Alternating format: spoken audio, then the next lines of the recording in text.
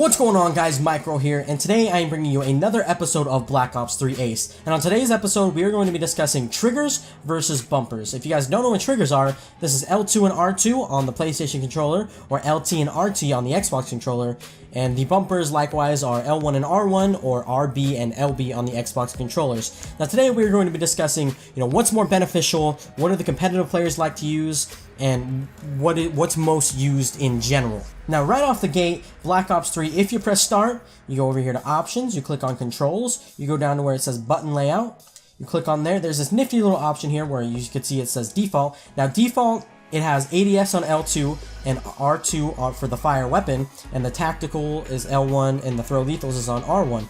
Now if you switch it over there to flipped, you can see that it does indeed flip. Throwing tacticals and lethals are on L2 and R2 now. ADS and fire weapon is on L1 and R1. Now I personally play on default just because I have small hands and I use control freaks, so it makes it my hands have to stretch a little bit too much playing on flipped. So I stick to the default. Now, what the pro players use, what most competitive players use is flipped, because R2 and L2 are triggers, which means you have to press them down a little bit further for them to work, and there's a bounce back time because they're spring loaded. Now, with the buttons or the bumpers, they are literally that. They are buttons. You press it and that is exactly what happens. It's just a button. You just click it. So a lot of competitive players, they like to use their trigger fingers with this little gun here, the MR6. They think it works faster if you use the bumpers, which I will give it the bumpers. They are more consistent. You can shoot a lot, not quicker, but you can shoot more consistently with the bumpers. But like I said, I personally use the triggers because my hands are a little bit small and I use control freaks. But guys, I'm here to tell you that there is not really much of a difference. Now there are these things called trigger stops that you can get for Xbox controllers, just because you need to press the trigger down a certain amount before, the action happens, before you fire your weapon, before you can actually aim down the sight. The trigger has to go down a certain amount. Now on PlayStation 4 controllers, it's a little bit different here, because you can even get trigger stops on the PlayStation controllers just because the triggers are so sensitive. You barely touch the trigger there. I am literally barely touching the trigger right there, and it is starting to ADS. So that's why I'm kind of here just to disprove that myth that the buttons, you can shoot faster with the buttons, or with the bumpers rather, than the triggers. But I'm here to tell you, the PlayStation controllers, you don't even need trigger stops on them because they are so sensitive. Now for the Xbox, it's a different story. However, the Xbox controllers are designed a little differently. The triggers need to go down a lot more than the PlayStation 4 controllers, and actually to provide the action.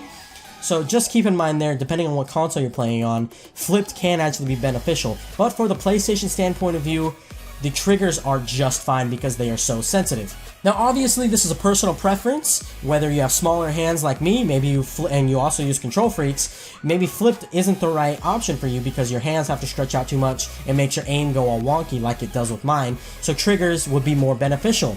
Maybe you have larger hands, so playing flipped feels more natural to you, and you can actually get that more consistently. Speaking of consistently, let me just go into this right now. As I'm on default right now, this is the way I play with the triggers. You can see here that I can unload this magazine into the wall pretty darn quickly. I'll give you a demonstration here.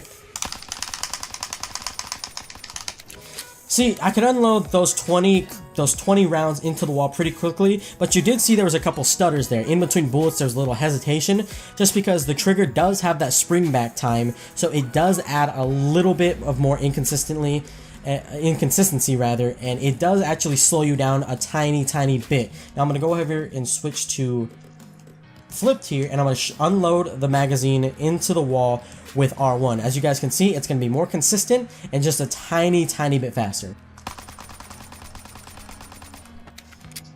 So as you can see there's not much of a difference. I can unload it fairly quickly, actually really quickly. I like to believe that I have a pretty nice trigger finger, but there's the difference between flipped and regular default, how it comes out of the gate, just straight up default. So like I said, I prefer the default because I have smaller hands and there's not that big of a difference on PlayStation. Now on the Xbox, however, you do have to keep in mind that the triggers do have to go down a little further, making your time very slow. Or there is always that option on the Xbox controllers to get those trigger stops, making it essentially just like the PlayStation 4 triggers.